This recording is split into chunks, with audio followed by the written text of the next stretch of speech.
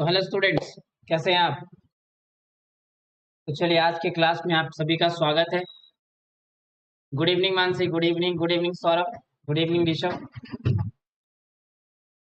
जैसा कि मैंने कल आपको बताया था कि आज का क्लास जो रहने वाला है वो हमारा 5.5 चैप्टर नंबर 5 रहने वाला है, जो कि चैप्टर नंबर 5 का जो नाम है वो है इंटरनेट बेस्ड बिजनेस कम्युनिकेशन। तो आज बिना ये बोले कि भाई जुड़ जाइए, मैं क्लास शुरू करूंगा, है ना। फटाफट हम लोग क्लास शुरू करते हैं। तो हमारा आज का जो लेक्चर होने वाला है, आज का जो हमारा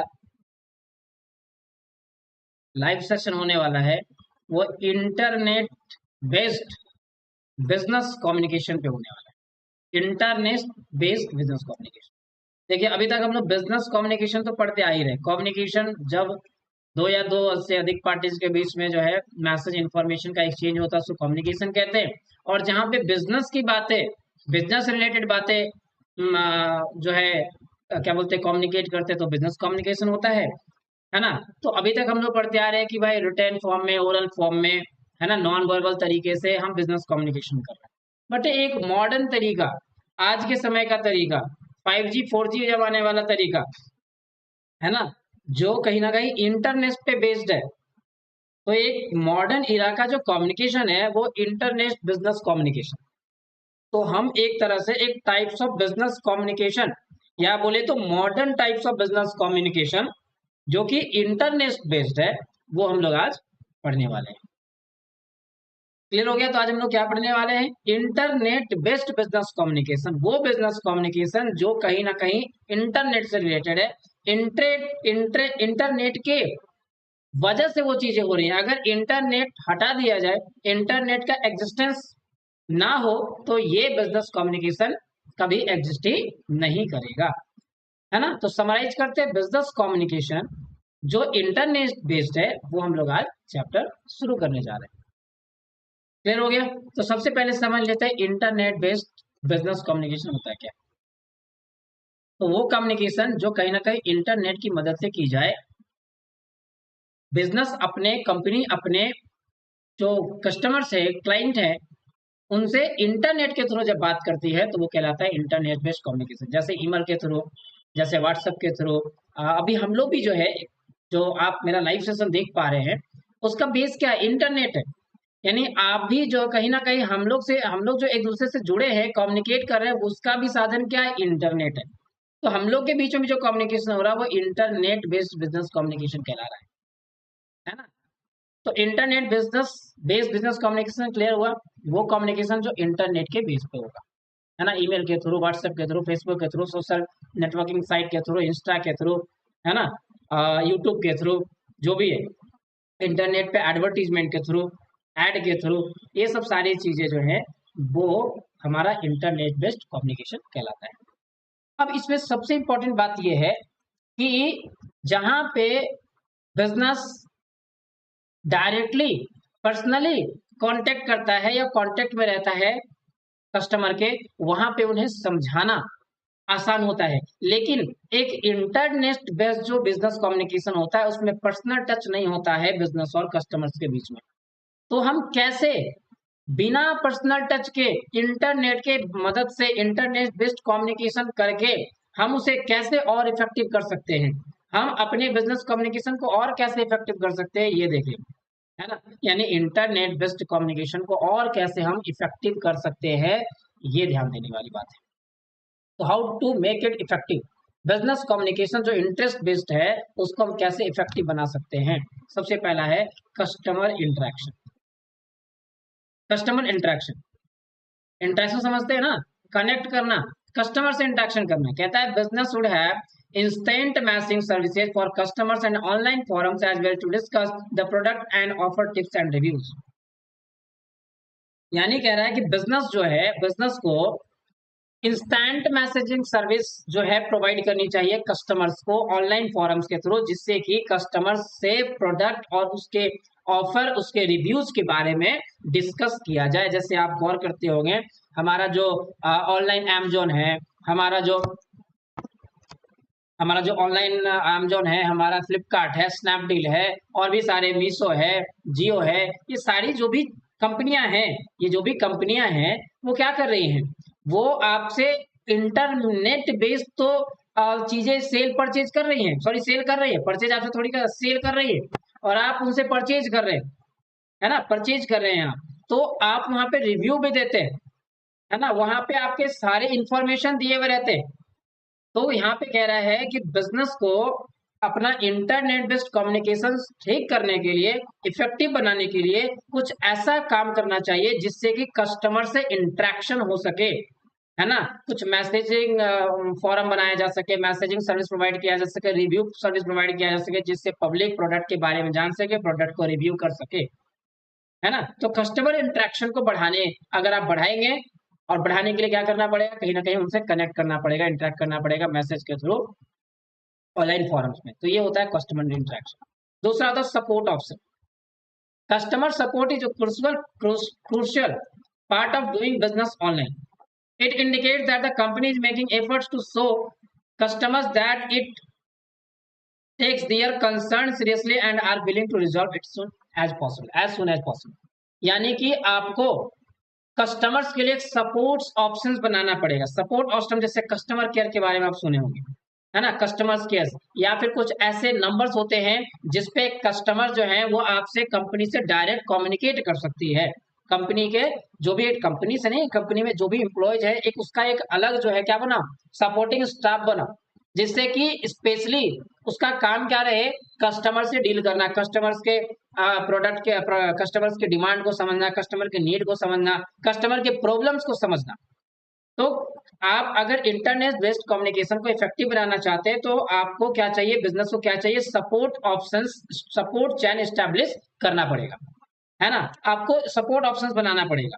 और सपोर्ट ऑप्शन कैसे हो सकता है? आप एक ऐसा एक डिपार्टमेंट फॉर्म कर दे जिसका काम रहेगा, और कुछ नंबर ऐसे आप कस्टमर्स में सर्कुलेट कर दे, पूरे लोकेशन में सर्कुलेट कर दे, जिससे कि लोग जो है आप तक पहुंचे और अपना रिव्यू दे, अपना नीड एडवांस, अपना प्रॉब्लम को आप तक बताए, और जिससे कि उसको जल्दी से जल्दी आप सॉल्व कर सकें। इससे क्या होगा, कहीं ना कहीं आपका कस्टमर से इंटरेक्शन बढ़ेगा, कहीं ना कहीं कस्टमर से आपका रिलेशन अच्छा बनेगा। क्या कहते हैं? Customer support is a crucial part of doing business online. यानी कि अगर आप बिजनेस ऑनलाइन करना चाहते हैं तो कहीं ना कहीं आपको कस्टमर सपोर्ट ऑप्शंस बनाना पड़ेगा। It indicates that the company is making effort to show customer that it take their concern seriously.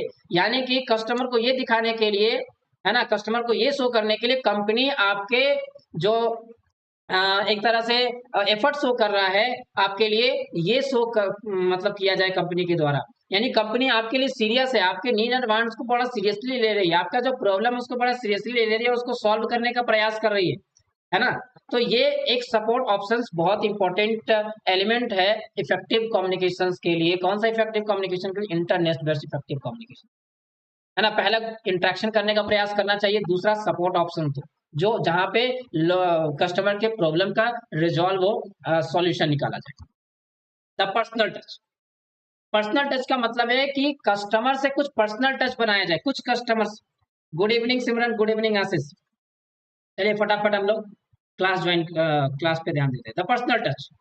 Personal touch का मतलब क्या होता है? कभी कभी आप देखते होंगे आपके ईमेल पे, आपके पर्सनल नंबर पे कुछ ऑफर्स के मैसेजेज आते हैं, कुछ कंपनीज का कुछ प्रोडक्ट के बारे में मैसेजेज आता है, पर्सनली मैसेजेज आता है ना? तो इससे क्या होता है, कहीं ना कहीं आपके और कंपनी में वो पर्सनल टच बना हुआ रहता है।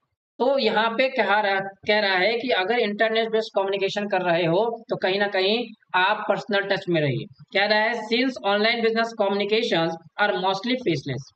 ऑब्वियसली बात है, जो हमारा इंटरनेट पे जो बिजनेस होता है, ऑनलाइन जो बिजनेस होता है इंटरनेट के थ्रू, वो कहीं ना कहीं कम्युनिकेशन क्या रहता है, फेसलेस रहता है। यानी ना कंपनी के जिससे सामान खरीद रहे हैं और जो सामान खरीद रहा है एक तरह से परचेज कर रहा है, और जिससे सामान हम खरीद रहे करें, नहीं, सीधा सा बात है, सेलर और परचेजर आपस में क्या रहता है, फेसलेस रहता है। कौन बेच रहा है, कौन खरीद रहा है, ये एक दूसरे को नहीं जानते।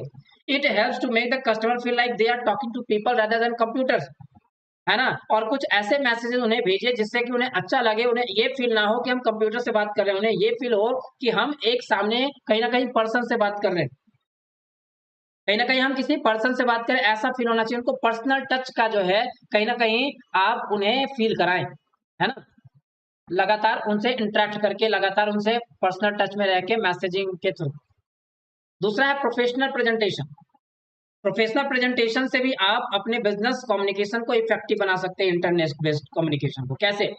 जैसे आप देखते होंगे बहुत सारे कंपनी स्लाइड्स में बहुत सारी इंफॉर्मेशन आपको देती है ना, स्लाइड्स में, यानी कि पीपीटी बना के, एनिमेशंस के थ्रू, कार्टून्स के थ्रू, है ना कहीं एक बढ़िया स्लाइड बना के इंफॉर्मेशन को बहुत सिस्टमेटिक वे में आपको बताती है, तो जिससे कहीं ना कहीं आपको फील होता है, आपको एक माइंड में चीजें जाती हैं कि हाँ भाई ये कंपनी अच्छी है। तो कहता है by projecting themselves as professional companies ensure about its reliability to customers. यानी कि खुद को अगर आप प्रोफेशनल दिखाना चाहते हैं तो कंपनी को ये इंश्योर करना पड़ेगा, है ना, कंपनी को भरोसा दिखाना पड़ेगा कस्टमर को। Reliability to customers, companies can use a certain professional email template including letter head along with some professional information to make the customer feel secure about the business.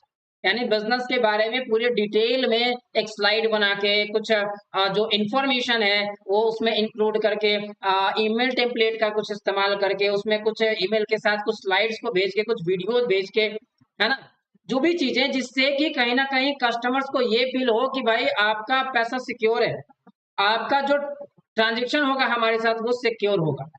तो ये सब चीजों अगर आप करेंगे, यानी एक बिजनेस करता है तो कहीं ना कहीं इंटरनेट बेस्ड बिजनेस कम्युनिकेशन जो है वो इफेक्टिव होगा। तो इंटरनेट बेस्ड कम्युनिकेशन क्या हुआ कि जब हम बिजनेस कम्युनिकेशन इंटरनेट के थ्रू करेंगे तो क्या कहलाएगा? Internet based business communication. और उसको कैसे इफेक्टिव बनाया जा सकता है आज के समय में? तो भाई कस्टमर इंटरेक्शन करो, कस्टमर से पर्सनल टच में रहो, है ना, का प्रोफेशनल प्रेजेंटेशन दो, यानी अपने प्रोडक्ट के बारे में, अपने कंपनी के बारे में स्लाइड्स के थ्रू, एनिमेशन के थ्रू, वीडियो के थ्रू, ईमेल टेम्पलेट के थ्रू, अच्छे अच्छे जो भी है आप स्लाइड के थ्रू उन्हें बताएं, है ना। और सबसे इंपॉर्टेंट सपोर्ट ऑप्शंस रखें, यानी आपने कंपनी में एक ऐसा जो है सपोर्ट स्टाफ बना के रखें, एक ऐसा सेपरेट डिपार्टमेंट बना के रखें जहां पे कस्टमर सिर्फ और सिर्फ अपने प्रॉब्लम को शेयर करे, अपने नीड एंड वांट्स को बताएं और उनके प्रॉब्लम को सॉल्व भी किया जाए, जिससे कि कस्टमर्स के माइंड में ये जाए कि कंपनी हमारे लिए कंसर्न है। क्लियर है? ये चार तरीके हैं जिससे आप अपने बिजनेस, जो अगर आप इन फ्यूचर इंटरनेट बिजनेस करेंगे, इंटरनेट बेस्ड बिजनेस करेंगे, तो आप ये कम्युनिकेशंस इफेक्टिव करने के लिए ये सब इस्तेमाल कर सकते हैं। अब आ गया हमारा types of internet based business communication. अगर हम बिजनेस कम्युनिकेशन इंटरनेट बेस्ड कर रहे हैं तो कितने टाइप्स के हम इंटरनेट के थ्रू कम्युनिकेशन कर सकते हैं? किससे? अपने कस्टमर से। देखिए पहला है ईमेल के थ्रू, सबसे पॉपुलर ईमेल के थ्रू। क्योंकि जब भी आप किसी कंपनी का ऑनलाइन साइट विजिट करते हैं, ऑनलाइन साइट यानी एक लोकेशन, एक प्लेस जहाँ पे सारी कंपनियां वहाँ पे जो है वहाँ पे क्या बोलते हैं, जहाँ पे आप चीजें सर्च करते हैं उसको वेबसाइट बोलते हैं। तो वहाँ पे उस साइट पे जाके आप उस कंपनी का विजिट करते हैं तो सबसे पहले आपका इंफॉर्मेशन जो है फिल करवाया जाता है। आपका नाम क्या है, आपका नंबर क्या है और आपका ईमेल क्या है। क्यों करवाया जाता है? ताकि आपसे इंटरेक्शन किया जा सके इन फ्यूचर, आपको प्रोडक्ट के बारे में बताया जा सके, है ना। इसीलिए आपसे कस्टमर आपका नाम, आपका नंबर, आपका नाम और आपका जो है ईमेल एड्रेस उसमें फिल कराया जाता है कंपनी के वेबसाइट पे, है ना। और देन फिर आप उसमें ट्रांजेक्शन कर पाते हैं। एम आई राइट और रॉन्ग? ऐसा होता है ना, ऐसा है, होता है ऐसा। तो ईमेल क्या है? तो every good business has an email ID to make communication easier. Sometimes they have different email IDs for different departments so that the customer can send email directly to the concerned department. अब यहाँ पे क्या हो रहा है कि सबसे पहले तो मैंने बताया कि आपसे ईमेल लिया जाता है, आपसे ईमेल लिया जाता है पर्सनल इंटरेक्शन करने के लिए, और कंपनी भी अपना ईमेल रखती है ना, कंपनी भी अपना एक ईमेल आईडी रखती है जिससे कि आप उस ईमेल आईडी से डायरेक्ट कंपनी से कम्युनिकेट कर सकते हैं, अपने अपने प्रॉब्लम को शेयर कर सकते हैं और डायरेक्टली जो डिपार्टमेंट का वो प्रॉब्लम है उस डिपार्टमेंट से आप अपने प्रॉब्लम को रिजॉल्व करवा सकते हैं। तो कहता है sometimes they have different email ID, company में अलग अलग डिपार्टमेंट के अलग अलग आईडी होते हैं जिससे कि कस्टमर डायरेक्टली जिस डिपार्टमेंट से उस कंसर्न है, जिस डिपार्टमेंट से रिलेटेड उसका प्रॉब्लम है, उससे डायरेक्ट उस डिपार्टमेंट को ईमेल करके और उससे अपना इंफॉर्मेशन, अपना प्रॉब्लम रिजॉल्व सॉल्व करवा सके। तो ईमेल है पहला इंटरनेट बेस्ड कम्युनिकेशन का टाइप। दूसरा है क्लाउड कंप्यूटिंग। देखो थोड़ा सा समझना इसको, बड़ा सिंपल सा चीज है लेकिन थोड़ा सा हो सकता है कंफ्यूजन हो। ध्यान से सुनना। क्लाउड कंप्यूटिंग, क्लाउड के बारे में तो आप सुनते होंगे, ईमेल आईडी पे क्लाउड का ऑप्शन आता है। क्लाउड से यानी कि एक तरह से डाटा को सेव करने का तरीका, है ना। तो यहाँ पे समझिएगा बात को, क्लाउड कंप्यूटिंग क्या होता है। जैसे अगर एक बड़े बड़े बिजनेस की बात करें, जैसे हम एक टाटा कंपनी की बात करते हैं, तो टाटा कंपनी के सोचिए कितने नंबर ऑफ एम्प्लॉयज हैं, कितने नंबर ऑफ उसके ब्रांचेज हैं, कितने नंबर ऑफ उसके कंपनीज हैं, नंबर ऑफ सब्सिडियरी कंपनीज है, नंबर ऑफ होल्डिंग कंपनीज है ना। Sorry, number of holding companies नहीं है क्योंकि टाटा कंपनी खुद एक होल्डिंग कंपनीज है। तो सब्सिडियरी कंपनी है, एसोसिएट कंपनी, उनके यानी सीधा सा बात है उनके अंदर में कितने कंपनी, कितने एम्प्लॉय, कितने ब्रांचेस काम कर रहे हैं। और सोचिए कि इतने सारे लोग जब काम करें तो उससे कस्टमर्स कितने होंगे, उसके ट्रांजेक्शन्स कितने सारे होंगे, उनके पास इंफॉर्मेशन कितना लोगों का होगा, कितना डाटा होगा उनके पास, कितना डाटा होगा इनके पास, आप समझ रहे हैं। तो इतना सारा इंफॉर्मेशन का क्या स्टोर करना आसान है? नहीं है आसान। तो क्लाउड कंप्यूटिंग क्या करता है, क्लाउड कंप्यूटिंग क्या करता है, जो कस्टमर के इंफॉर्मेशन है, डेटा है, उसको स्टोर करने में हेल्प करता है, जिससे कि कंपनी को जब जो इंफॉर्मेशन जिसके रिगार्डिंग चाहिए वो इंफॉर्मेशन उससे मिल जाए। लेकिन क्लाउड कंप्यूटिंग एक फैसिलिटी है, क्लाउड कंप्यूटिंग क्या है, एक फैसिलिटी है जो एक कंपनी दूसरे कंपनी को देती है। उसका काम ही है डाटा को सेव करना, और बहुत सारी कंपनी के लिए।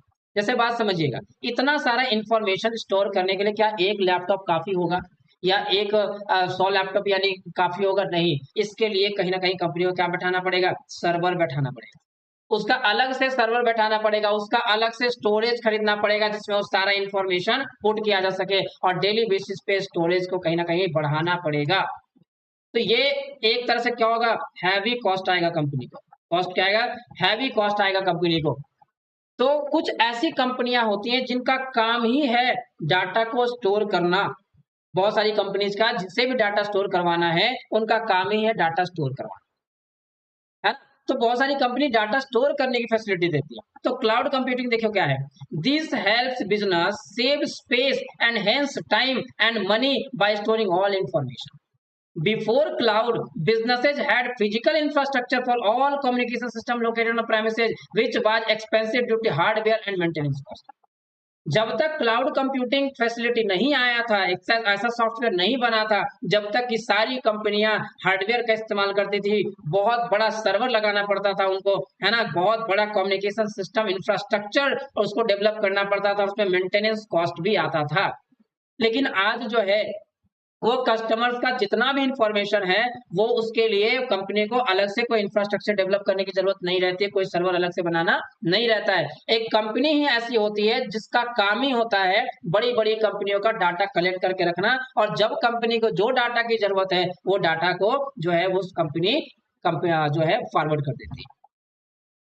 यानी जिस कंपनी का डाटा है जब उसको जरूरत पड़ रहा है, उस जो क्लाउड कंप्यूटिंग फैसिलिटी दे रहा है उस कंपनी से उसे वो जब चाहे जब मंगा सकती है। ये है क्लाउड कंप्यूटिंग। दूसरा है ई कॉमर्स। ई कॉमर्स तो बेसिकली आप जान ही रहे हैं, जो हम इलेक्ट्रॉनिक बिजनेस कर रहे हैं इंटरनेट के माध्यम से, जिसको हम ऑनलाइन बिजनेस के नाम से जानते हैं, उसको हम लोग क्या कहते हैं, ई कॉमर्स कहते हैं। तो e commerce is reducing the gap between business and customers, it is making companies reassess their sales and marketing strategies, it has made retail a much more competitive business in terms of both price and quality। यानी कहीं ना कहीं e commerce जो electronic commerce जो है, यानी internet के through जब हम ऑनलाइन परचेज सेल कर रहे हैं, तो कहीं ना कहीं यहाँ बिजनेस और कस्टमर के बीच का जो गैप है वो क्या कर रहा है, रिड्यूस कर रहा है ना। ये कंपनी को क्या कर रहा है, it is making company reassess their sales and marketing strategy, और वो कहीं ना कहीं ई कॉमर्स के माध्यम से जो है वो ये स्ट्रेटजी बना पा रही है कि कैसे कस्टमर को डील करना है, उनका सेल्स जो है वो रीअसेस कर सकती है कि इस साल कितना सेल होगा। It has made retail a much more competitive business in terms of both price and quality, और ये कहीं ना कहीं रिटेल मार्केट को क्या कर रहा है, बहुत ही कॉम्पिटिटिव बना रहा है प्राइस और क्वालिटी के साथ। क्योंकि आप देखते हैं ऑनलाइन बिजनेस में सेम कंपनी जो है, सेम कंपनी का product different different online business platform पे डिफरेंट डिफरेंट रेट पे मिल रही है। तो कहीं ना कहीं ई कॉमर्स भी जो है वो इंटरनेट बेस्ड कम्युनिकेशन का टाइप हो गया है, बिजनेस कम्युनिकेशन का टाइप हो गया है, जो कहीं ना कहीं आपको बिजनेस करने में हेल्प कर रहा है, ई कॉमर्स सॉरी ई इलेक्ट्रॉनिक बिजनेस करने में हेल्प कर रहा है। वॉइस ओवर इंटरनेट प्रोटोकॉल जिसको वीआईपी बोलते हैं, और वीडियो कॉन्फ्रेंसिंग, यानी कि with the internet business can place calls over the internet using VoIP at low cost. Sales representative can also save time and energy by conducting face to face interaction via video conferencing. यहाँ क्या कह रहा है कि अगर customer से अगर आपको इंटरेक्ट करना है, अगर आप फोन कॉल्स करते हैं तो कहीं ना कहीं, या फिर आप जो लैंडलाइन से कम्युनिकेट करते हैं तो कहीं ना कहीं कॉस्ट ज्यादा पड़ेगा। तो एक आपको इंटरनेट पे वॉइस ओवर इंटरनेट प्रोटोकॉल का एक ऑप्शन आता है, जिससे कि आप एक बहुत सारे कस्टमर के साथ जो है आप कम्युनिकेट कर सकते हैं बहुत ही लो कॉस्ट पे, है ना। और जो सेल्स रिप्रेजेंटेटिव होते हैं, जो अपना सामान जो है उसको एडवर्टाइज करना चाहते हैं, बताना चाहते हैं, बेचना चाहते हैं, तो वीडियो कॉन्फ्रेंसिंग के थ्रू घर घर जाके, पहले क्या होता था डोर टू डोर जाते थे, आज वीडियो कॉन्फ्रेंसिंग के थ्रू गुड्स को अच्छे से प्रेजेंट किया जाता है और उन्हें एक तरह से सेल भी किया जाता है, और कहीं ना कहीं सेल करने में हेल्प कर रहा है वीडियो कॉन्फ्रेंसिंग। तो आज इंटरनेट बेस्ड कम्युनिकेशन का जो आपका चौथा पार्ट है, फोर्थ पार्ट है, फोर्थ टाइप है video conferencing voice over internet protocol, जिससे कि आप कहीं ना कहीं कस्टमर से डायरेक्ट इंटरेक्ट कर सकते हैं और कस्टमर को प्रोडक्ट और सर्विसेज के बारे में डायरेक्ट उनसे बता सकते हैं, उनको उसके मेरिट और डिमेरिट बता सकते हैं प्रोडक्ट को, जिससे कि कहीं ना कहीं सेल्स को इंक्रीज करने में हेल्प मिलेगा, बिजनेस को इंक्रीज करने में हेल्प मिलेगा। ठीक है, अब आगे आपका, तो यहाँ भी चार टाइप्स आपका कि कैसे आप बिजनेस कम्युनिकेशंस कर सकते हैं इंटरनेट बेस्ड, इंटरनेट के थ्रू। टाइप था पहला ईमेल के थ्रू, दूसरा क्लाउड कंप्यूटिंग के थ्रू, तीसरा ई कॉमर्स के थ्रू, और चौथा वीडियो कॉन्फ्रेंसिंग के थ्रू, या फिर वॉइस ओवर इंटरनेट प्रोटोकॉल, है ना। वीओआईपी का एमसी यहाँ पे फुल फॉर्म भी पूछ सकता है एग्जाम में, वॉइस ओवर इंटरनेट प्रोटोकॉल। अब आते हैं हम लोग business and social etiquette. Etiquette अब ये क्या है जरा देखते हैं।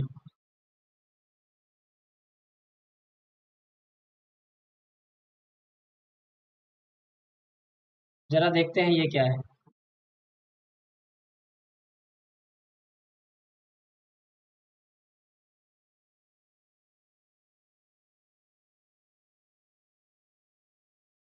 एक सेकेंड, ये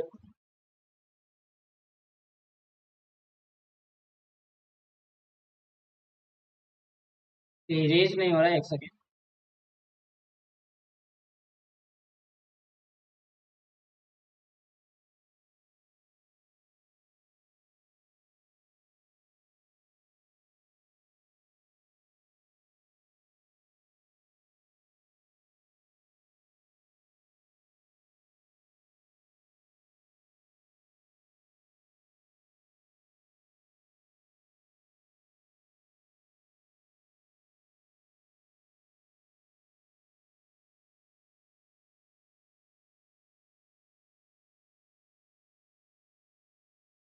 हम्म, तो हम लोग अब आ जाते हैं बिजनेस एंड सोशल एटिक्वेट। तो चलिए, हमारा दो टॉपिक खत्म हो गया। बिजनेस, इंटरनेट बेस्ड कम्युनिकेशन क्या होता है, इंटरनेट बेस्ड बिजनेस कम्युनिकेशन क्या होता है, उसको हम कैसे इफेक्टिव बना सकते हैं, और इंटरनेट बेस्ड बिजनेस कम्युनिकेशन कितने टाइप का होता है। तीन टॉपिक हमने खत्म किया। चलिए, थोड़ा सा अगर कोई लोग सो गए हैं, देखते देखते वीडियो को देखते देखते अगर नींद आ रहा है, तो थोड़ा सा जो है ताली वाली बजाइए, थोड़ा सा इनहेल एक्सहेल थोड़ा सा करिए, और अपने आप को थोड़ा सा जगाइए, अपना नींद को फाड़िए थोड़ा सा, है ना। चलिए, अब हम लोग पढ़ते हैं बिजनेस एंड सोशल एटिक्वेट। अब एटिक्वेट का मतलब क्या होता है, नया वर्ड आ रहा है, ध्यान रखना एटिक्वेट, क्योंकि तुम लोग जो है एग्जाम में चीजें समझ में आएंगी बट वर्ड्स पकड़ नहीं पाओगे, वर्ड्स का मीनिंग नहीं जानोगे, जिसकी वजह से क्वेश्चंस गलत करके आओगे। तो एटिक्वेट का मतलब क्या होता है, एटिक्वेट का मतलब सीधा बात होता है एक सेट ऑफ रूल्स रेगुलेशंस, एक तरह से कह सकते हैं बिहेवियर, जो आपको अपने प्रोफेशनल लाइफ में करना है ना। बिजनेस एंड सोशल एटिक्वेट, है ना।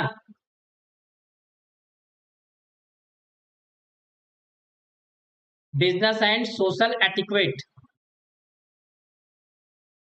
Business and social etiquette. तो एटिक्वेट का मतलब आगे हम लोग देखते हैं। देखो यहाँ पे लिखा हुआ है, etiquette is a set of guideline and rules for manners and behavior that is acceptable in a professional conduct। यानी किसके लिए बताया जा रहा है? ये बताया जा रहा है कंपनी बिजनेस में काम कर रहे एम्प्लॉयज के लिए, है ना, प्रोफेशनल्स के लिए, कि आप अपने कस्टमर से कैसे बात करेंगे, आप अपने क्लाइंट से कैसे बात करेंगे, किस मैनर में बात करेंगे। तो एटिक्वेट का मतलब हुआ is a set of guideline. Guideline यानी एक मार्गदर्शक के रूप में काम करेगा, कैसे आपको बिहेव करना है, क्या रूल होने चाहिए मैनर्स के। तो भैया मैनर्स के होने चाहिए कि भाई कोई मॉल में आया तो आप उससे गुड मॉर्निंग बोले, good morning sir, what can I help you, how can I help you, है ना, हम आपकी कैसे मदद कर सकते हैं, है ना। What are you searching for, आप किस चीज के लिए सर्च कर रहे हैं, क्या खोज रहे हैं, आपको क्या चाहिए, ये सारी चीजें हैं। यानी कि आपको एक गाइडलाइन प्रोवाइड किया गया, एक रूल प्रोवाइड किया गया है ना, जिससे कि आप अपने कस्टमर से इंटरेक्ट करेंगे तो कहीं ना कहीं एक प्रोफेशनल आप लगेंगे, कंपनी का एक अच्छा रेपुटेशन जाएगा लोगों की नजर में। क्लियर है? तो etiquette is a set of guidelines and rules for manners and behaviour that is acceptable in a professional conduct. यानी कि एक प्रोफेशनल काम में, एक प्रोफेशनल बिहेवियर में, है ना, एक प्रोफेशनल एक्टिविटी कैसे आप फील करा सकते हैं किसी को कि you are professional, you are professional, you are doing professional conduct. तो भाई आपको कुछ गाइडलाइन प्रोवाइड किए गए कि अगर ये सब चीज आप फॉलो करिएगा, ये रूल्स आप फॉलो करिएगा, ये बिहेवियर अगर आप रखिएगा तो सामने लोग आपको क्या करेगा, आपको लोग एक्सेप्ट करेगा, है ना, कि आप जो भी हमारे साथ आप करें प्रोफेशनल कंडक्ट, अच्छे तरीके से बिहेव कर रहे हैं। ये हुआ एटिक्वेट। कहता है एक गुड बिजनेस एटिक्वेट किसे कह सकते हैं, एग्जाम्पल दे रहा है। कहता है basic example of business etiquette is using simple greetings while acknowledging someone. अगर किसी को आप एक्नॉलेज कर रहे हैं, किसी को आप किसी से बात करने जा रहे हैं तो आप उनको ग्रीटिंग से शुरुआत कर सकते हैं।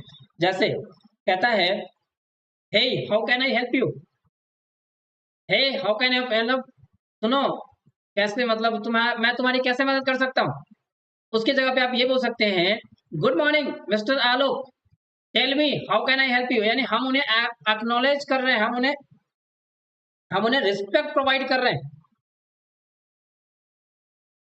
हम उन्हें रिस्पेक्ट प्रोवाइड कर रहे हैं, है ना। तो ये प्रोफेशनल ज्यादा दिख रहा है, good morning mister Alok, tell me how can I help, ये ज्यादा प्रोफेशनल लग रहा है, ये प्रोफेशनल कंडक्ट फील करा रहा है सामने वाले पर्सन को। लेकिन डायरेक्ट बोल रहे हैं, hey how can I help you, यानी ये लग रहा है कि हम किसी अपने फ्रेंड से बात कर रहे हैं, नॉर्मल फ्रेंड से जो है बात कर रहे हैं, तो ये कहीं ना कहीं प्रोफेशनलिज्म नहीं शो कर रहा है।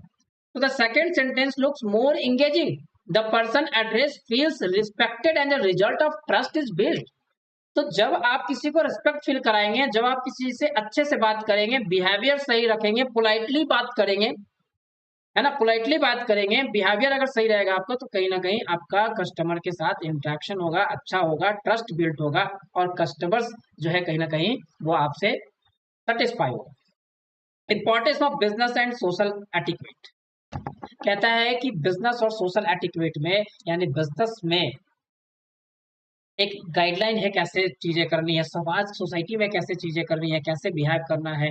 ये अगर अगर आपको पता है, आपको गाइडलाइंस पता है, आपको रूल्स ऑफ मैनर्स पता है, आपको बिहेवियर्स पता है, कैसे लोगों से बात करनी ये पता है, उसका इंपॉर्टेंस पता है क्या होता है, आप बिल्डिंग पॉजिटिव रिलेशनशिप, आप कस्टमर्स अपने बीच में, या फिर बिजनेस में काम कर रहे लोगों के बीच में, बिजनेस में काम कर रहे लोगों के बीच में, डिपार्टमेंट के बीच में, डिपार्टमेंट के कॉलीग्स के बीच में, सभी लोगों के बीच में एक पॉजिटिव रिलेशनशिप बनेगा। क्योंकि अगर सबको पोलाइटली बात करने आ रहा है, सबका टोन सही रहता है अकॉर्डिंग टू सिचुएशन, है ना, तो एक दूसरे को वो क्या करेंगे, एक तरह से कोऑर्डिनेशन स्टैब्लिश होगा लोगों के बीच में, और जिससे एक पॉजिटिव रिलेशन बिल्ड होगा, है ना।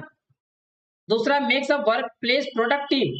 देखिए अभी मैंने बताया कि जैसा कि अगर सभी लोग पोलाइटली एक दूसरे से बात करेंगे, सही तरीके से बात करेंगे, प्रोफेशनली बात करेंगे, तो एक अच्छा रिलेशनशिप बिल्ड होगा, पॉजिटिव रिलेशनशिप बिल्ड होगा, तो वहां पे कोऑर्डिनेशन एस्टैब्लिश होगा, और जहां पे कोऑर्डिनेशन होता है लोगों के बीच में, वहां पे जो वर्क प्लेस है वो क्या होता है, प्रोडक्टिव हो जाता है। यानी कि हम जितना आउटपुट दे रहे हैं उससे कहीं ज्यादा हमारा आउटपुट निकल कर आता है, यानी प्रोडक्टिव हो जाते हैं। यानी हम जितना इन्वेस्टमेंट कर रहे हैं उससे ज्यादा का रिटर्न मिलता है। यानी काम सिस्टमैटिक वे में होता है, इफिशियंटली और इफेक्टिवली होता है, उसको कह रहे हैं हम वर्क प्लेस प्रोडक्टिव होना। यानी कि अगर जैसे देखो, अगर मान लीजिए कि एक मॉल का एग्जांपल लेते हैं, उसमें 3 फ्लोर है और सारे फ्लोर के एम्प्लॉय अच्छे से कनेक्टेड हैं। मान लीजिए कि कुछ कस्टमर्स फर्स्ट फ्लोर पे आते हैं लेकिन उन्हें क्लॉथ चाहिए, क्लॉथ है थर्ड फ्लोर में, है ना? तो क्लॉथ है थर्ड फ्लोर में, तो नीचे वाला जो फ्लोर का बंदा है वो बोलता है कि हाँ भाई, सो कस्टमर से पूछता है how can I help you ma'am, तो वो बोलती है कि मुझे क्लॉथ चाहिए, मुझे क्लॉथ की रिक्वायरमेंट है। अब वो बोलता है कि ठीक है मैम, तो आप वो देख लीजिए, ये बोल के छोड़ दिया। अगर वो चाहता तो डायरेक्ट बोल सकता था कि आप मैम थर्ड फ्लोर पे चले जाइए, थर्ड फ्लोर पे जो है वो आपका क्या है, क्लॉथ का डिपार्टमेंट है। तो इससे क्या होगा, कहीं ना कहीं जो आपका कम्युनिकेशन जो है, एक दूसरे को जो कॉपरेट कर रहे हैं आप, उससे कहीं ना कहीं क्या होगा, इफिशियंट काम होगा, इफेक्टिव काम होगा, ऑर्गेनाइजेशन का गोल पूरा होगा, ऑर्गेनाइजेशन कहीं ना कहीं ग्रोथ होगा और आपका भी ग्रोथ होगा। क्योंकि आप जो काम कर रहे हैं उसको लोग, सुपरवाइजर जो क्या कर रहा है, वो सुपरविजन कर रहा है, आपको देख रहा है, आपके परफॉर्मेंस को मेजर कर रहा है, तो आपको प्रमोशन करने में भी हेल्प होगा, प्रमोशन देने में भी, लोगों को अपने आप को प्रमोट करने में भी हेल्प मिलेगा। इसीलिए नीचे है रिवॉर्डिंग इन नेचर। और जब आप अच्छे से बात करते हैं, प्रोडक्टिव होते हैं, काम अच्छे से करते हैं, बिहेवियर सही रहता है, तो कहीं ना कहीं आपको उसका रिवॉर्ड भी मिलता है ना? उसका रिवॉर्ड ही मिलता है आपको। अब है professional conduct in a business setting. Professional conduct in a business setting कहता है कि बिजनेस में जो है वो प्रोफेशनल कंडक्ट यानी प्रोफेशनल एक्टिविटी कैसे वर्क करता है। कहता है professional behaviour in the work place, professional behavior is the workplace is a set of guidelines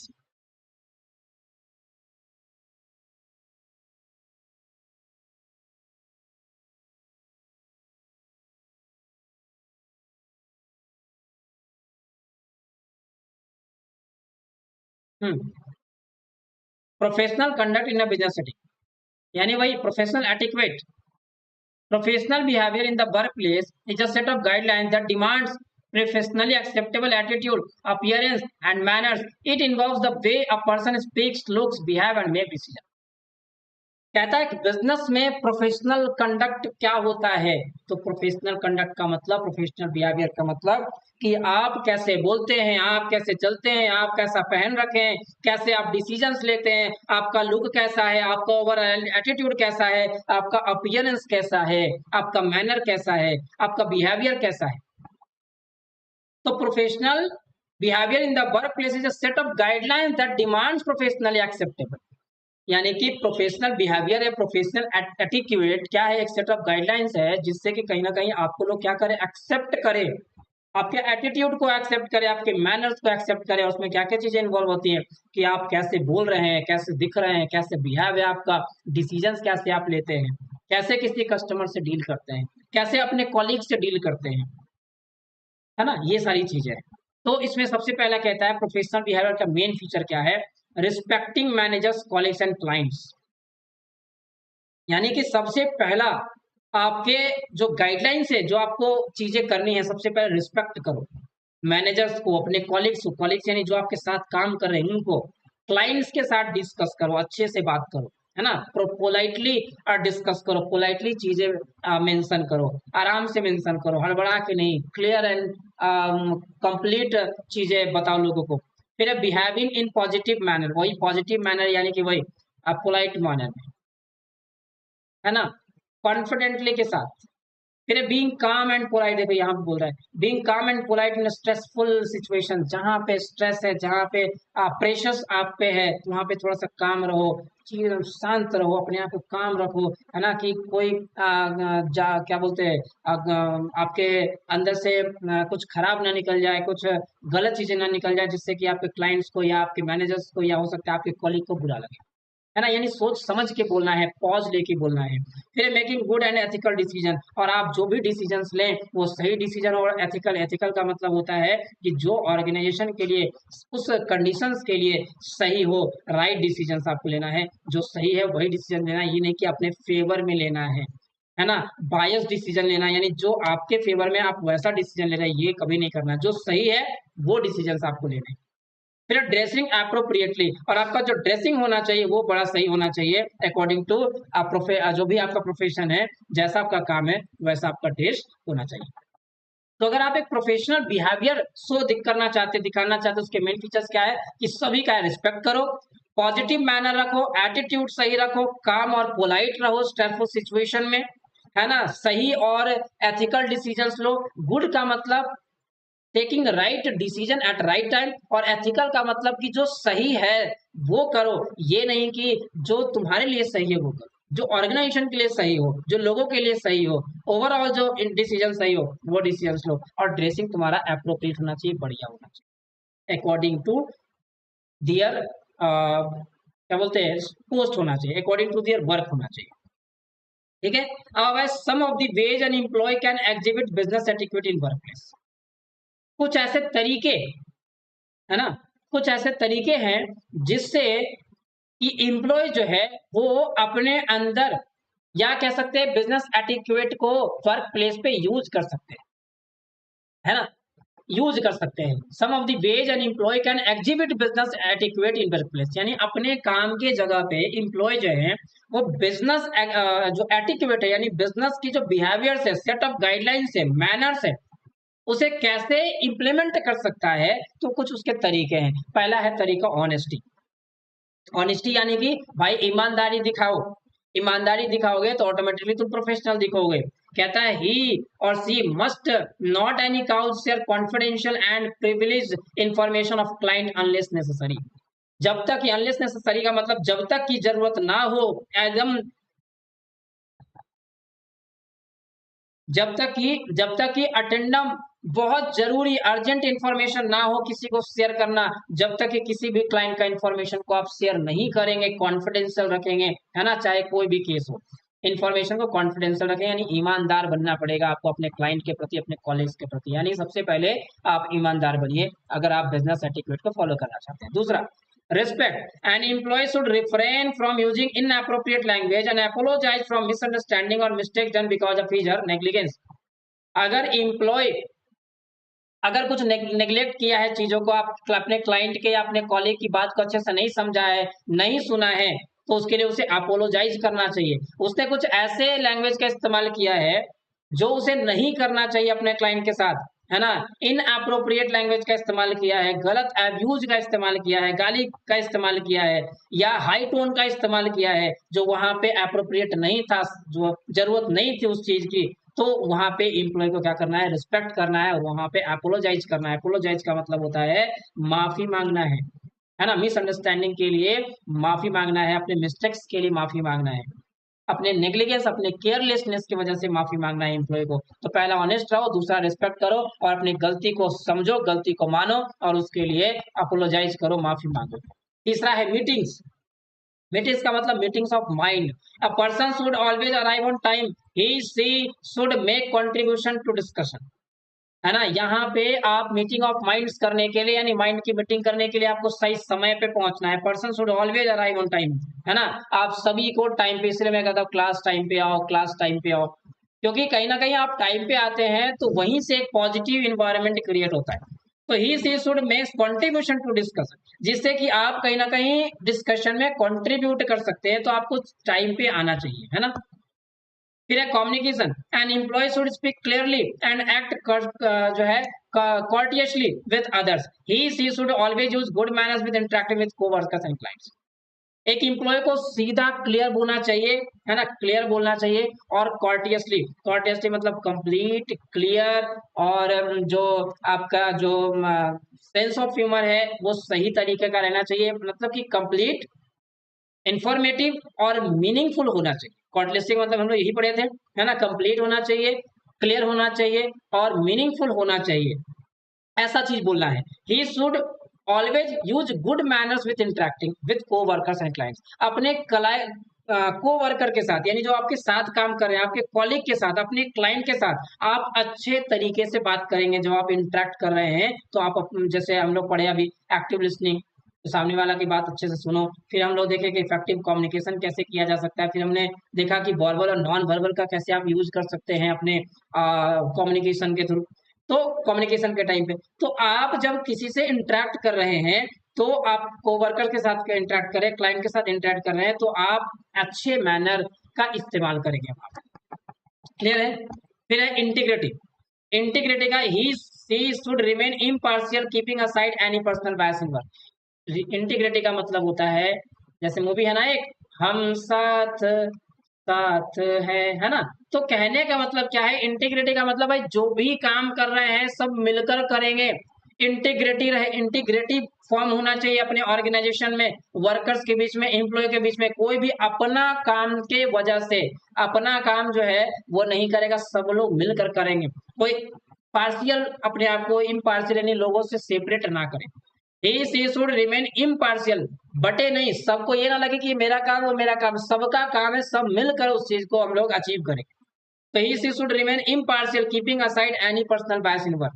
यानी अगर आपका कोई कॉन्फ्लिक्ट है किसी के साथ, पर्सनल दुश्मनी है, उसको आप साइड रखें काम के दौरान, काम के बाद आप अपना दुश्मनी निकाले, काम के समय एक दूसरे को कोऑपरेट करना है, ये है इंटीग्रिटी। तो पहले ऑनेस्टी, फिर रिस्पेक्ट, आप इंटीग्रिटी बना के रखें, कम्युनिकेशन सही होना चाहिए, मीटिंग पे टाइम पे पहुंचे ताकि डिस्कशन में आपका कंट्रीब्यूशन ले सके, है ना।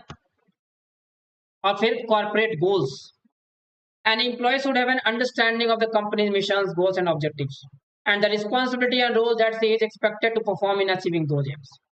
और एम्प्लॉय को कॉर्पोरेट गोल्स पे ध्यान देना चाहिए। आपको बीएसटी में पढ़ाया गया था कि एक पर्सन को, एक एम्प्लॉय को अपने इंडिविजुअल गोल से पहले अपने ऑर्गेनाइजेशन के गोल को प्रायोरिटी देनी चाहिए, क्योंकि ऑर्गेनाइजेशन का गोल अचीव होगा तो ऑटोमेटिकली आपका इंडिविजुअल गोल अचीव हो जाएगा।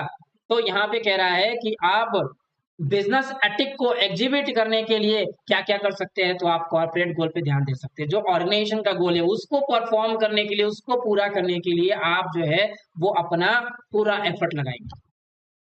क्या कहता है ना, employee should have an understanding of the company mission, goal, objectives. Mission long term के लिए, गोल्स उसको कैसे अचीव करना, ऑब्जेक्टिव्स वो काम क्यों करना है। तो एम्प्लॉय को चाहिए कि कंपनी का उद्देश्य, कंपनी का मिशन, गोल को अच्छे से समझे, और उसकी रिस्पॉन्सिबिलिटी है and the responsibility and role that he is expected to perform in achieving those aims. और उस एम को, गोल को अचीव करने के लिए उसको जो भी रोल दिया गया है, उसको जो भी रिस्पॉन्सिबिलिटी दी गई है, उसको वो परफॉर्म करे, और जिस मैनर में उससे एक्सपेक्ट किया गया उस मैनर में परफॉर्म करके दिखाए। ये होता है आपका एक तरीका बिजनेस एटिट्यूड का एग्जीबिट इस्तेमाल करने का, कहाँ, बिजनेस ऑर्गेनाइजेशन। फिर अप्रोप्रिएट, ये तो सिंपल सा ड्रेस है, आपको जो प्रोफेशन है, आपका जो काम है वर्क प्लेस पे, उसके अकॉर्डिंग आप अपना ड्रेस को प्रॉपर मैनर में पहने। An employee should follow the company's dress code of conduct और guidelines. If they are not any such rules, he she avoid wearing of offensive, provocative और revealing clothes. यानी कि अगर आपको जो ड्रेस कोड बताया गया है, जो गाइडलाइन प्रोवाइड की गई है, वैसा आप ड्रेस पहने, और अगर ऐसा कुछ नहीं है तो कुछ ऐसे ड्रेसेस ना पहने जिससे कि कहीं ना कहीं लोगों को वो खराब लगे, प्रोएक्टिव हो, ये सारे ऑफेंसिव ज्यादा हो, ये सारी चीजें ना नहीं पहने, किसी को वो हर्ट कर सकता है वो कपड़ा, कुछ प्रिंटिंग खराब लगे, ये सब चीजें नहीं पहननी है, नॉर्मल चीजें पहननी है अगर कोई गाइडलाइन नहीं है तो। फिर आता है आपका अकाउंटेबिलिटी, सबसे इंपॉर्टेंट, हम मेरे अकॉर्डिंग यही होता है किसी भी ऑर्गेनाइजेशन में, अकाउंटेबिलिटी। अकाउंटेबिलिटी का मतलब होता है आंसर एबिलिटी, आंसरबिलिटी का मतलब है कि अगर आपको कोई रिस्पॉन्सिबिलिटी दी गई है तो आप उस काम के प्रति अकाउंटेबल रहें, जवाबदेही आपके ऊपर होनी चाहिए कि अगर मुझे वो काम दिया गया है, अगर वो काम पूरा नहीं होगा तो इसकी जिम्मेदारी किसकी है, मेरी है। ये होता है अकाउंटेबिलिटी। तो आप उस काम को अगर पूरा नहीं किया तो उसकी जवाबदेही, उसकी जिम्मेदारी आप लीजिए कि हाँ ये काम नहीं हुआ। An employee should always he be accountable and responsible for his work. She should be honest if things go wrong and always try to improve and learn. अगर कोई काम गलत हुआ है, कोई काम पूरा नहीं हुआ है, तो उसे वो हमेशा सीखने का और इम्प्रूव करने का प्रयास करेगा। ये नहीं कि वो दूसरे पे थोप देगा कि नहीं ये गलती मेरी नहीं है, ये गलती इसकी वजह से हुई है। आपको जो काम दिया गया है आप उसके लिए अकाउंटेबल और रिस्पॉन्सिबल रहें, है ना, रहना चाहिए। Employee should always be accountable for their work, है ना, फॉर दियर वर्क। और अगर कुछ इम्प्रूवमेंट की जरूरत है तो उसे इम्प्रूवमेंट भी लाना चाहिए। और फिर लास्ट, टीम वर्क, है ना। मैनेजमेंट का गोल अगर अचीव करना है तो मैनेजमेंट क्या है, ग्रुप एक्टिविटी है। और अगर आप एक ग्रुप एक्टिविटी पर फोकस नहीं करेंगे, अकेले सब काम करना चाहेंगे, तो आप सोचेंगे कि मेरे बिना काम नहीं होगा, तो आप गलत हैं, है ना। कहीं ना कहीं आपको टीम वर्क फोकस करना पड़ेगा। An employee works in social setting, So it is important for a person to work with people by setting aside the differences to work well for the benefit of the organization. यानी कि यहाँ पे सभी लोग team work पे ध्यान दें, यानी कि जो मेन काम है उस पे ध्यान दें, जो गोल सेट किया गया ऑर्गेनाइजेशन का उस पे ध्यान दें, ना कि अपना अपना काम पे ध्यान दें. An employee work in social setting, so it is important for a person to work with people by setting aside the differences to work well for the benefit of organization. यानी कि जो आप लोगों में डिफरेंसेज है उसको side करके आप टीम के साथ मिलकर काम करें. अगर किसी को कोई चीज नहीं आ रहा है तो जो एक्सपीरियंस बंदा है उसको ये रिस्पॉन्सिबिलिटी बनती है कि उसको जाके सिखाए, उसको साथ में लाने का प्रयास करे. ये होता है टीम वर्क.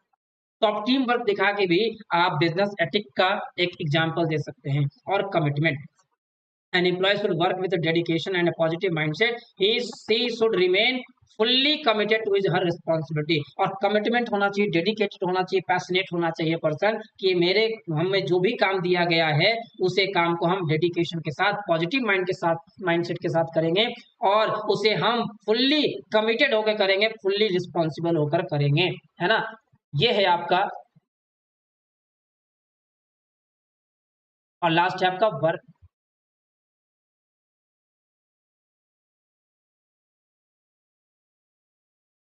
सब जगह कमिटमेंट. एक सेकेंड, कुछ इश्यू हो गया है.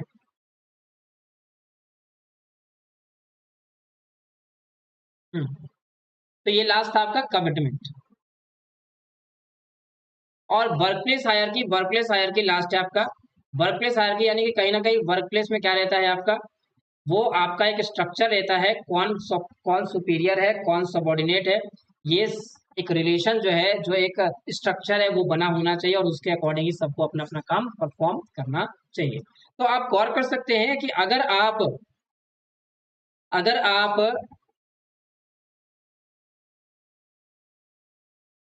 इस बिजनेस एटिक को, यानी एटिक्वेट को, बिजनेस एटिक्यूट को, शॉर्ट में एटिक बोल रहा हूं, तो बिजनेस एटिक्यूट को अगर आप अपने वर्क प्लेस में एग्जिबिट करते हैं, इस्तेमाल करते हैं, है ना, करना चाहते हैं, तो ये सारी चीजें आपको करनी पड़ेगी. ऑनेस्ट रहना पड़ेगा, अपने काम के प्रति रिस्पेक्ट, लोगों को रिस्पेक्ट करना पड़ेगा, अपने गलती को अपोलोजाइज करना पड़ेगा, सही टाइम पे मीटिंग में, डिस्कशन में कंट्रीब्यूशन देना पड़ेगा.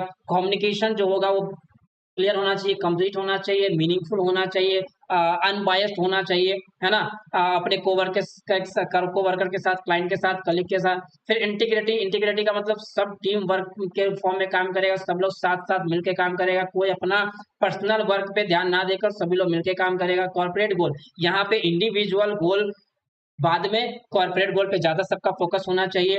ड्रेस कोड जो बताया गया है कंपनी को के द्वारा, बिजनेस के द्वारा, वो फॉलो करें. अगर नहीं है तो कुछ ऐसे ड्रेसेस पहने जिससे कि किसी को परेशानी ना हो. अकाउंटेबिलिटी, सभी अपने काम के प्रति जिम्मेदारी निभाएं. सभी को जो रिस्पॉन्सिबिलिटी दी गई है वो रिस्पॉन्सिबिलिटी को बखूबी निभाएं, बखूबी समझें और अपने काम को परफॉर्म करें टाइम पे. और टीम वर्क, टीम वर्क यानी कि यहाँ पे सभी लोग जो भी एक दूसरे को कमी है उसको कोऑपरेट करें, कोऑर्डिनेट करके उसको वो चीज को इम्प्रूव करे, उसे सिखाए और टीम के साथ चलने का प्रयास करें. और कमिटमेंट, सभी लोग फुल्ली कमिटमेंट, अगर वो चीजें नहीं भी आ रही हैं आप किसी से पूछे, लेकिन कहीं ना कहीं ऑर्गेनाइजेशन के लिए आपका फुल्ली कमिटमेंट होना चाहिए, डेडिकेशन होना चाहिए, आपका पॉजिटिव माइंडसेट होना चाहिए काम करने के दौरान. तो ये सब चीजें, और स्ट्रक्चर को फॉलो करना है आपको. तो ये चीजें अगर आप करते हैं तो कहीं ना कहीं एक बिजनेस, जो आपका वर्क प्लेस है, बिजनेस वर्क प्लेस है, वहां का इन्वायरमेंट पॉजिटिव होगा, आपका एटीट्यूड सही होगा, आपका माइंडसेट सही होगा, तो कहीं ना कहीं आपका इंडिविजुअल तो गोल पूरा होगा, ऑर्गेनाइजेशन का गोल का पूरा होगा. क्योंकि ऑर्गेनाइजेशन गोल पूरा होगा तभी तो इंडिविजुअल गोल पूरा होगा. विदाउट ऑर्गेनाइजेशन गोल, जब तक आपका कंपनी प्रॉफिट नहीं कमाएगा, आपको अच्छी सैलरी नहीं मिलेगी, आपको अच्छा बोनस नहीं मिल सकता है ना. तो यहाँ पे आपको यही चीजें समझाई जा रही हैं कि इंटरनेट बेस्ड और बिजनेस जो है सोशल एथिक का कैसे आप इस्तेमाल कर सकते हैं अपने बिजनेस को ग्रोथ करने के लिए. क्लियर है? यहाँ पे सभी को क्लियर है? किसी को कोई डाउट है तो पूछ सकता है. यहाँ पे कोई अगर पॉइंट किसी को समझ में नहीं आया हो तो वो पूछ सकता है, कमेंट कर सकता है, मैं उसे समझा दूंगा.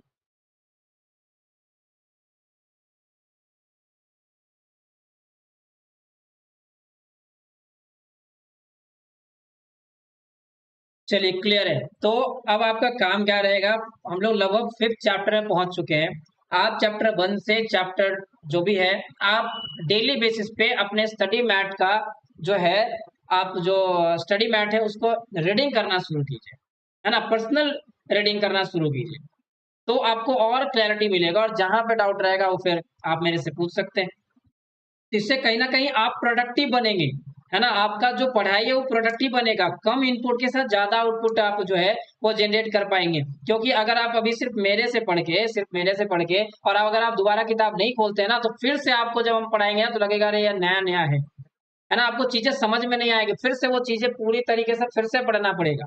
लेकिन अगर आप उसको एक बार रीड कर लेते हैं और बीच-बीच में थोड़ा बहुत देखते रहते हैं, तो जब आपका रिवीजन क्लास होगा, तो बहुत जल्दी में चीज़ें समझ में आएँगी और आप एग्ज़ाम में भी वर्ड्स को याद रख पाएँगे, वर्ड्स को वहाँ पे पकड़ पाएँगे और आंसर भी कर पाएँगे। क्लियर है? और ये आपका ज़्यादा नहीं 20% वेटेज रखता है, यानी 10 क्वेश्चन्स इससे एटलीस्ट पूछे जाएँगे आपके एग्ज़ाम में। तो 10 क्वेश्चन तो पक्का रहना है कि भाई लॉ के पेपर में 10 क्वेश्चन यानी 20 मार्क्स तो कन्फर्म यहाँ से आने ही आने चाहिए आपके। क्लियर है? तो चलिए हम लोग फिर नेक्स्ट टॉपिक को कल से हम स्टार्ट करेंगे। तो तब तक के लिए शुभ रात्रि। सभी लोग जो है आराम से खाइए-पीजिए और बाकी सब्जेक्ट्स पे भी ध्यान दीजिए। अगर कोई डाउट है तो आप हमसे पूछ सकते हैं। चलिए तब तक के लिए शुभ रात्रि। राधे-राधे।